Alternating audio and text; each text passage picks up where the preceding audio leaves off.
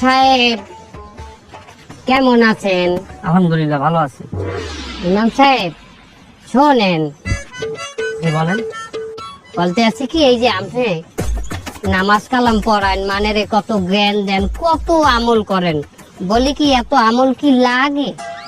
দুনিয়ায় আল্লাহ পাঠাইছে আমাদের এই আমল করতে, আর আমি তো ইমাম সাহেব সবসময় আমল বেশিই করবো। ক্যাপ্টেন, মুই শুনছি পথে ঘাটে নাকি ফোনে কথা বলাও নিষেধ আছে। আরে ইমাম সাহেব দিদি সবসময় হাতে খালি গনে আর গনে গনে আর গনে, আর মন জ্ঞান দিল সব তো থাকে আল্লাহর কাছে। সে কখন না জানো রাস্তাঘাটে অ্যাক্সিডেন্ট হইয়া পড়িয়ে থাকে, বলা যায় না তো। হ্যাঁ ইমাম সাহেব, এই রাস্তায় বইয়ে যে জিকির করেন, একটা অ্যাক্সিডেন্ট হয়ে গেলে হেকালে জিকির মানে আল্লাহ তাআলার ধ্যান খেল, তাই বলে কি আমি রাস্তাঘাটে অন্ধের মতো হাঁটি নাকি? ইমাম সাহেব আপনি মহফিলে যান না, ওয়াজে যান না? যাই। হ্যাঁ নাসিদ গান না গজল গান না গাই, গজল গাই। হ্যাঁ ভালো লাগে না এখন আর ওই আগিল্লা সুরে যে ওই গাইতে থাকেন কথা ওগুলো ভালো লাগে না। আপনি একটা ইমান সাহেব, এখন গজল গাইবেন হিন্দি গানের সুরে। হুজুর শোনেন, হিন্দি গানের সুরে গজল গাইলে মানে মনে করবে এই হুজুরের ভিতরে একটা মডার্ন ভাব আছে। হিন্দি মানে? হিন্দি বোঝেন না? মনে করেন একটা হিন্দি গান, ওই যে একটা গান আছে না, আশিক বানায়া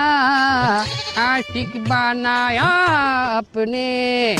এই হিন্দি গানের সুর যদি আমার গজলে ঢুকান লাগে, হেলে তো আমার শোনা লাগবে, আবার দেখাও লাগবে, হেলে তো আমি একটা ধোকায় পড়িয়ে গেলাম। শয়তান ইন্দা দূরা।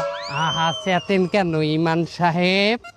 বাদ দেন, হিন্দি বাদ দেন। কি তোরা বল, হিন্দি বাদ দেন, বাংলায় গান, কিন্তু বাংলা একটা মডার্ন সুর দেবেন না। মানে ওই যে একটা গান আছে না, গুনগুনিয়ে ভ্রমরাশি প্রেমের লাগি বুকটা করে আ আ উ, দুষ্টু কোকিল ডাকে রে cook cook cook cook cook cook cook. মনে বাসি বাজে রে cook cook cook cook cook cook cook. বুঝছি আমার শয়তানে পাইছে, শয়তান আমার এখনই দূর করা লাগবে। ইন্দা লা হাওলা ওয়ালা কুওয়াতা ইল্লা বিল্লাহ আলিউল আযীম। যখনই আমাদের মনে খারাপ কোনো চিন্তা আসবে, তখনই বেশি বেশি ইস্তেগফার করা লাগবে, মানে আল্লাহর কাছে মাপ চাইতে হবে, আর বেশি বেশি লা হাওলা ওয়ালা কুওয়াতা ইল্লা বিল্লাহিল আলিউল আযীম বলতে হবে, যাতে শয়তান আমাদের থেকে দূর হয়ে যায়।